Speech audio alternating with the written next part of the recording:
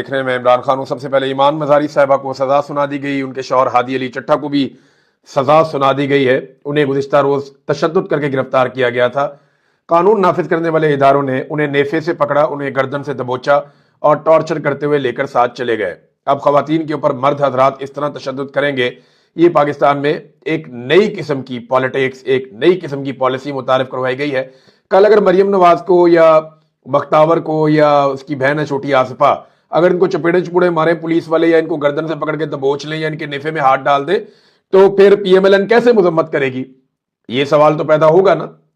अपनी जगह पे ये सवाल रहेगा कि अगर कल आसिफ अली जरदारी की बेटी या नवाज शरीफ की बेटी या मरियम नवाज की बेटी के नेफे में हाथ डाल दे कोई पुलिस वाला और वो गिच्ची से पकड़ ले और पकड़ के घसीटता हुआ ले जाके उठा के पुलिस की गाड़ी में फेंक दे और फिर तशद्दुद का निशाना बनाए, खाना और पानी भी ना दे, तो फिर ये कैसे मजम्मत करेंगे? ये मजम्मत नहीं कर पाएंगे, क्योंकि जब ये मजम्मत करेंगे तो पाकिस्तान की आवाम इनकी मुरम्मत करेगी। इसके ऊपर जो अता तारड़ ने एक ट्वीट किया, वफाकी वजीर इत्तलात, ये ट्वीट हमने संभाल कर रखना है। मेरी पाकिस्तानियों आपसे गुजारिश है कि ये संभाल के रखिएगा। मैंने ट्वीट भी किया है इसको कि जैसा आप करेंगे वैसा आप भरेंगे। पीका का पहला सरकारी और हतमी नतीजा, और अल्लाह से डरना चाहिए, ये इन्होंने कहा। तो ये ट्वीट हमने इनको दिखाना है जिस वक्त ये इस चक्की में आएंगे और इनको इस चक्की में पीसा जाएगा।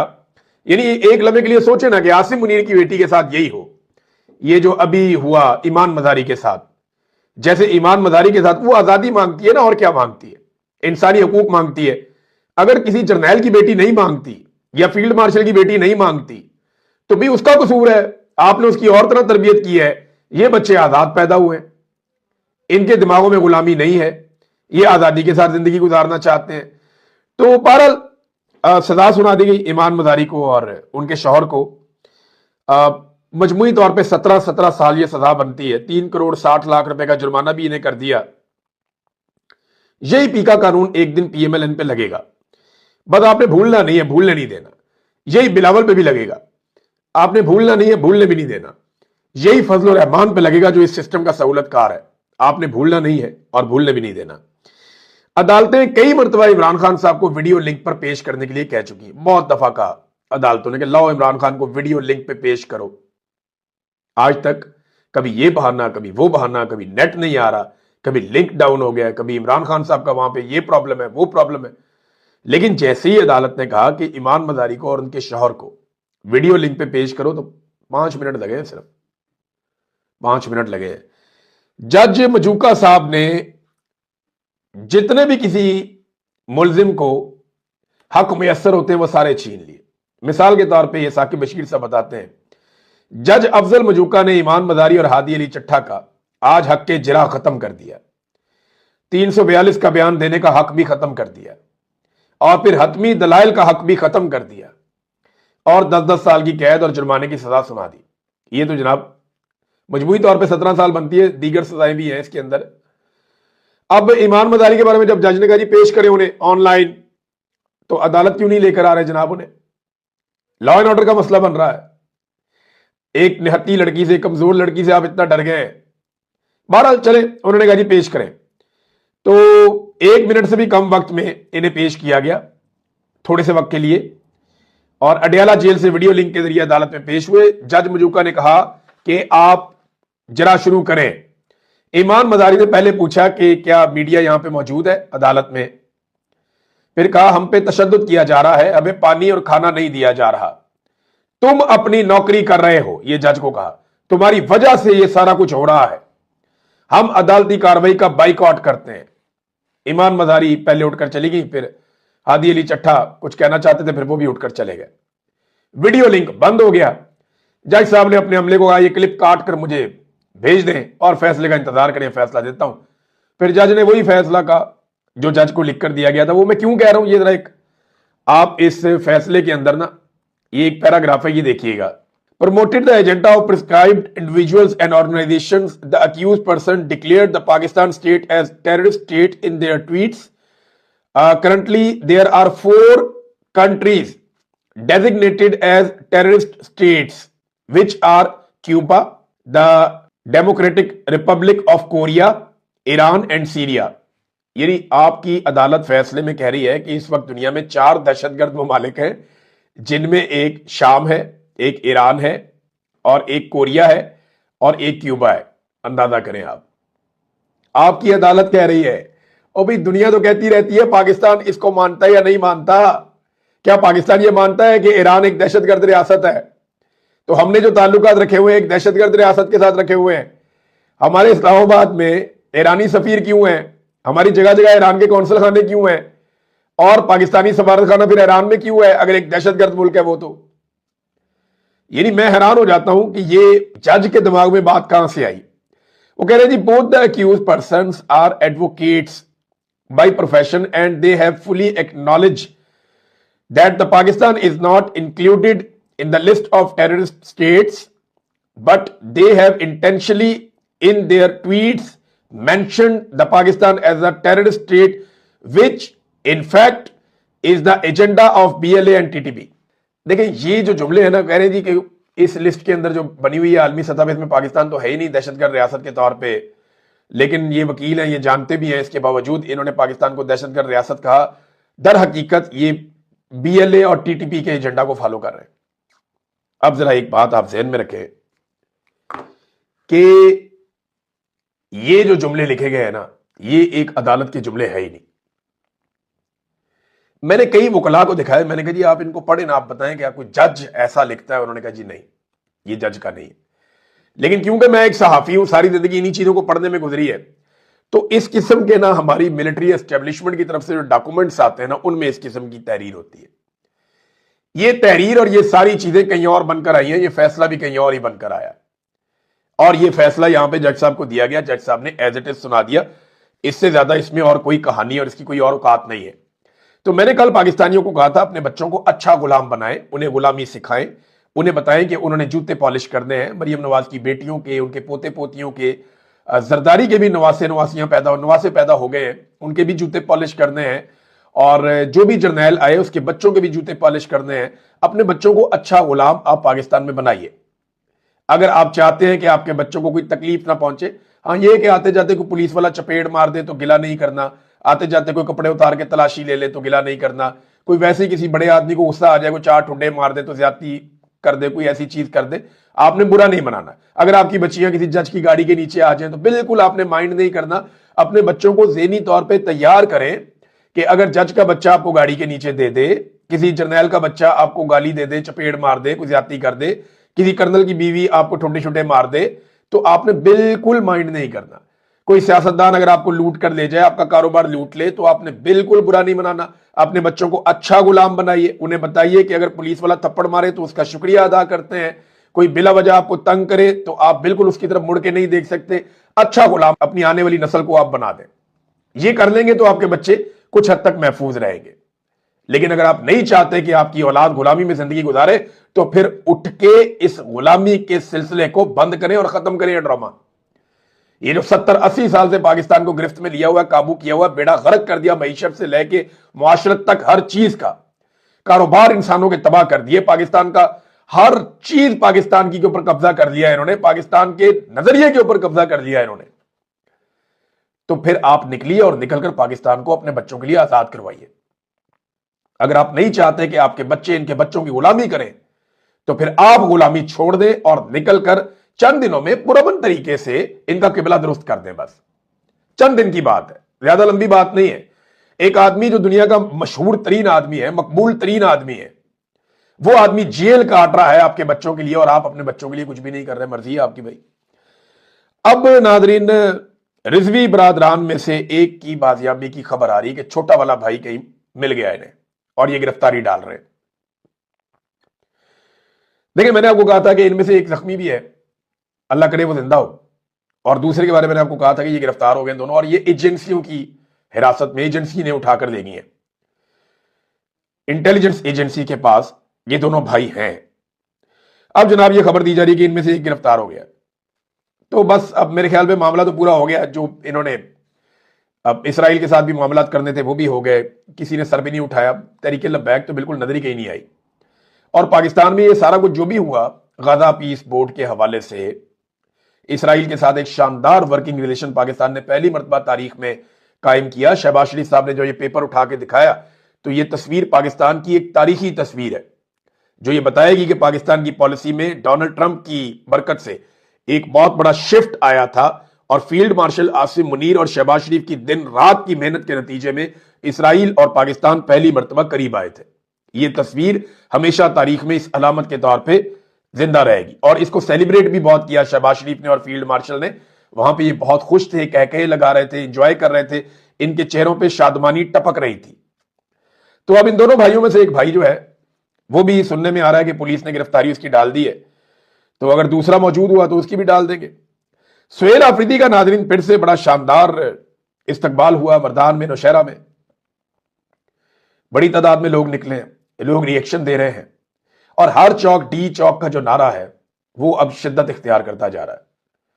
मैं लेकिन फिर भी आपको एक बात कहूंगा, ये मोबिलाइजेशन है, इसके अंदर ग्राउंड पे कोई काम नहीं हुआ। ये अभी भी दांव पे बैठे हुए हैं पाकिस्तान तहरीके इंसाफ वाले या अपोजिशन वाले। वो ये सोच रहे हैं कि क्योंकि मोबिलाइजेशन हो रही है, क्योंकि अवाम के अंदर हमारा बयानिया बढ़ रहा है, क्योंकि मौजूदा हुकूमत बड़ी गैर मकबूल है, क्योंकि फील्ड मार्शल आसिम मुनीर बहुत गैर मकबूल है, लिहाजा लोग खुद ही निकलकर पाकिस्तान बंद कर देंगे। ये इस दांव पे बैठे हुए हैं। बेशक सुहेल अफरीदी ने बड़े बड़े इज्तिमा किए, वो बेचारा अपनी डोमेन से बाहर निकल के जा रहा है, कभी वो लाहौर पहुंच जाता है, कभी कराची पहुंच जाता है, कभी कहीं जा रहा है, कभी कहीं जा रहा है, उसने कोयटा भी जाना है। तो एक तरफ सुहेल अफरीदी है, वो अपना जोर लगा रहा है, लेकिन क्या पाकिस्तान तहरीके इंसाफ ने अपना काम किया कि ग्राउंड के ऊपर जो काम करना था, स्ट्रीट मूवमेंट एक साइंस है। आपकी हर गली में हर बंदे को पता होना चाहिए कि उसकी ड्यूटी क्या है। लेकिन उस हवाले से मैं आपको गारंटी करता हूं पाकिस्तान तहरीके इंसाफ ने टके का काम नहीं किया।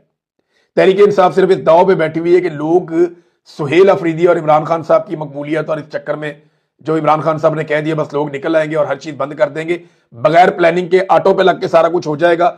इनके दिमाग में ये है, इम्कान है शायद ये हो जाए, लेकिन ज्यादा इम्कान यही है कि ये ऐसे होता नहीं है। जब तक तंजीम ना हो, जब तक सबको पता ना हो किसने कहां जाना है, किसने क्या करना है, किसकी क्या रिस्पॉन्सिबिलिटीज है, कौन से चौक में कौन से नौजवान जाएंगे, किस तरह वो एहतजाज करेंगे, जब तक लोगों के पास मंसूबा नहीं होगा ग्राउंड के ऊपर कुछ नहीं होगा। चंद घंटे का एहतजाज है, हो सकता है जहां पे बड़े बड़े लोग निकलेंगे वहां पे और लोग निकल आएंगे, लेकिन मोमेंटम तो बना। सुहेल अफरीदी ने मोमेंटम तो बनाया अपने तौर पे, जितना वो जोर लगा सकता था उसने अपना जोर तो लगाया। अब सुहेल अफरीदी ने कहा जी जुमेरात को मुलाकात के लिए मैं अडियाला जाने का भी ऐलान करता हूं। अब वो जुमेरात को अडियाला जाएंगे। उसने कहा कि मैं उम्मीद करता हूं कि जुमेरात को मेरी इमरान खान साहब से मुलाकात करवा दी जाएगी। देखते हैं, क्योंकि जुमेरात से पहले मंगल आएगा, मंगल को इमरान खान साहब की बहनें जाएंगी मुलाकात करने के लिए, तो इमरान खान साहब की बहनों की मुलाकात होगी तो फिर उसके बाद सुहेल अफरीदी की भी हो जाएगी अगर होनी होगी तो, और मंगल को ही आइडिया हो जाएगा कि जुमेरात को क्या होने वाला है। तो सुहेल अफरीदी का यह कहना है कि जुमेरात को अडियाला जाने का ऐलान उन्होंने किया। उन्होंने कहा जी मैं वहां जाऊंगा और जाके कोशिश करूंगा। नादरीन, जिस रजीम को तब्दील किया बड़ी मेहनत से जनरल बाजवा ने, जनरल नदीम अंजुम ने, जनरल फैज ने, जनरल आसिम मुनीर ने, क्योंकि आसिम मुनीर का किरदार यह है कि इलेक्शन में लोग ले आए थे वापस इमरान खान को, लेकिन आसिम मुनीर साहब ने इमरान खान साहब की जगह फॉर्म 47 थमा दिए पीपल्स पार्टी को और पीएमएलएन को, और इनकी एक हुकूमत बना दी जाली। 17 सीटों वालों को लाके इक्तदार में बैठा दिया। अब जिसकी हुकूमत गिराई थी उस दौर में आटा 1100 रुपए का था, 20 किलो का थैला। कितने का था? 1100 रुपए का 20 किलो आटे का थैला था, जो जनरल बाजवा को और जनरल आसिम मुनीर को पसंद नहीं आया। और इस वक्त जो सस्ता आटा मिल रहा है उसकी कीमत है 20 किलो आटे का थैला 3000 रुपए तक पहुंच गया। 1100 का महंगा था, 3000 रुपए का सस्ता है, क्योंकि ना 1100 वाला आसिम मुनीर ने या जनरल बाजवा ने खरीद के लाना था, ना 3000 वाला इन लोगों ने खरीद कर लाना है। सरकारी नौकरी है, मौजा ही मौजा। खरीदना तो बेचारे गरीब आदमी है जिसने वोट डालना था, तो उसने वोट डाल दिया इमरान खान को। इन्होंने वोट का रुख मोड़ के इधर को कर दिया। इन्होंने बना दिया पीएमएलएन और पीपल्स पार्टी को हुकूमत में, जाली हुकूमत बना के बिठा दी। तो इन्होंने आटा खरीदा हो तो इनको पता हो ना, ये तो बंद कमरों में बैठ के फैसला करने वाले जो लोग हैं, उन्होंने कभी आटा, कभी चीनी, कभी दालें कभी खरीदी हो तो इनको पता हो ना। इन्हें तो जनाब राशन मिलता खुला, और वो भी बहुत कीमती। बहरहाल आटे की नई कीमत है और पूरे सूबे के अंदर से, हर सूबे के अंदर से आ रही। कहीं पे 2960 का है, कहीं पे 2933 का है, रावलपिंडी में, कोयटा में 2850 रुपए का है, हैदराबाद में जो है वो सबसे सस्ता 2760 रुपए का है, और बाकी जगहों पे इससे भी महंगा है, 3000 रुपए तक तो पहुंचा हुआ है। सिंध में कई इलाकों में कुछ सस्ता है, जो देही इलाके बेचारे जहां पे किसान खुद अपनी गंदम बंदम लगाते हैं, वहां पे उस तरह डिमांड नहीं बढ़ती, वहां पे थोड़ा सस्ता है, लेकिन शहरी इलाकों में बहुत महंगा है आटा। तो ये जनाब पाकिस्तानियों के साथ इन्होंने ये तजर्बा किया। अब आए नाजरीन एक और खबर की तरफ। DGISPR से ना एक सवाल ये भी पूछा गया था कि जनाब ये बताएं कि अफगानिस्तान के अंदर जो डॉलर है वो 80 रुपए का है और पाकिस्तान में 280 रुपए का है, ये क्या बात है? यानी पाकिस्तान में डॉलर जो है वो इतना महंगा, अफगानिस्तान में 70 से 80 रुपए का, ये क्यों है? तो DGISPR ने कहा कि अफगानिस्तान क्योंकि दहशतगर्दी करते हैं तो आगे पीछे से डॉलर देते रहते हैं। कि दहशतगर्दी से इतने डॉलर मिलते हैं, इतने डॉलर मिलते हैं दहशतगर्दी से, तो हमारे डॉलर कहां गए जो हमने इतना अरसा दहशतगर्दों को पाला? हमारे डॉलर कहां गए जो हमने इतना अरसा दहशतगर्दों को ट्रेंड किया? हमारे डॉलर कहां गए जो हमने इतना अरसा दहशतगर्दों को ला ला कर बसाया? हमारे डॉलर कहां गए? और अफगानिस्तान किसके कहने पे दहशतगर्दी करता है? क्या इंडिया के कहने पे? इंडिया के साथ आपके बेहतरीन ताल्लुकात हैं, पानी तक तो आप उनसे वापस ले नहीं रहे।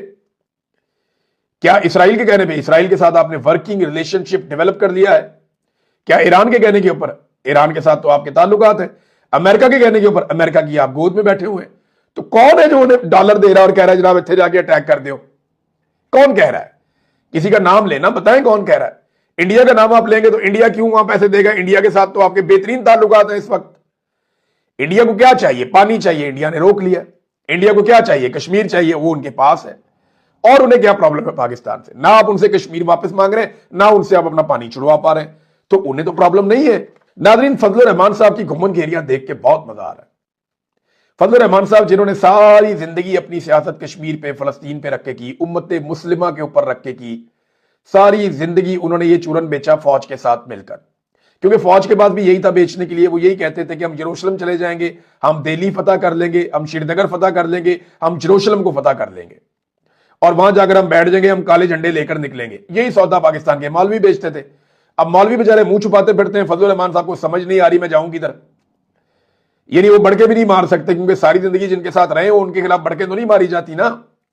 परवेज मुशर्रफ को सबसे बड़ी सपोर्ट LFO में किसने की थी? फजल रहमान साहब ने की थी। जियाउल हक के साथ बड़ी सपोर्ट किसकी थी? इन्हीं मौलवियों की थी। तो हर डिक्टेटर के साथ ये मौलवी हमेशा जाकर खड़े हुए। हाँ, लेकिन जब वो कमजोर पड़ जाता है, गिरने लगता है, तो ये गिरती हुई दीवार को एक धक्का और दो, साथ ही हीरो बन जाते हैं। जब आसिम मुनीर कमजोर हो जाएंगे ना, तो ये सारे आसिम मुनीर को भी धक्का लगा रहे होंगे। फजल रहमान साहब तब बड़ी जोर जोर से बड़के मारेंगे। आजकल ना मेमने की तरह इनकी आवाज निकलती है। इमरान खान के दौर में जब कुछ नहीं हो रहा था तो बब्बर शेर की तरह आवाज निकलती थी फजल रहमान की।